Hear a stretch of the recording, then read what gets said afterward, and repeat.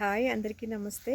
So చెప్పాను కదా మా నేటివ్ ప్లేస్కి వచ్చానని చెప్పేసి. It's not a personal journey, it's a purposeful journey actually. ఏంటంటే సూర్యగ్రీన్ స్టార్టెడ్ నేటివ్ సీడ్ జర్నీ అనమాట. అంటే నాటు విత్తనాలు ఏవైతే కొన్ని తరతరాల నుంచి వస్తున్నాయో అవి మన ప్రోత్సాహం లేక, అంటే ఫార్మర్ ప్రోత్సాహం లేక, అలాగే కన్జ్యూమర్ ప్రోత్సాహం లేక కనుమరుగైపోతున్నాయి, మరుగున పడిపోతున్నాయి అనమాట. అలా ఎవరో ఒకళ్ళు దాన్ని పెంచి పోషించకపోతే కనుక నెక్స్ట్ తరాలకి ఆ విత్తనాలు అనేవి మనకు అందుబాటులో ఉండవు. సో వాటినన్నింటినీ సేకరించి వాటిని పెంచి కొంతమందికి కన్జ్యూమర్స్ కన్నా మనం ఇస్తే కనుక వాటిని మనం ప్రోత్సహించిన వాళ్ళు అవుతాం. అంటే నేటివ్ సీడ్స్ ఇద్దరు పోషించగలరండి, ఒకళ్ళు ఫార్మర్, ఇంకొకళ్ళు కన్జ్యూమర్. ఫార్మర్ ప్రొడ్యూస్ చేస్తేనే కన్జ్యూమర్కి ఆ ఫుడ్ అనేది ఏంటనేది తెలుస్తుంది. అలాగే కన్జ్యూమర్స్ ఇష్టపడి ఇంకా ఇంకా కావాలనుకుంటేనే ఆ ఫార్మర్స్ ఆ ఫుడ్ని ప్రొడ్యూస్ చేయగలరు.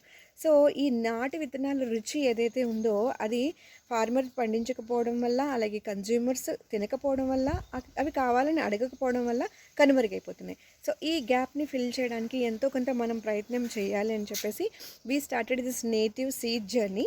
సో ఈ జర్నీ అనేది ఎక్కడి నుంచో కాకుండా నా పుట్టిన ప్లేస్, సొంత ఊరి నుంచే స్టార్ట్ చేద్దాం. ఎందుకంటే చిన్నప్పటి నుంచి నేను తిన్న నాటు విత్తనాలు కొన్ని ఉన్నాయండి, అవి అక్కడే చాలా ఫేమస్. వాటితోనే స్టార్ట్ చేద్దామని చెప్పి we started this journey from my native place. మా నేటివ్ ప్లేస్ పేరేంటో మీకు ఆల్రెడీ తెలిసింది కదా. So keep encouraging Surya Green seed journey and don't miss. So ఆ విత్తనాల పరిచయం మనందరికీ అవ్వాలి, అప్పుడే అవి మనుగడలోకి వస్తాయి.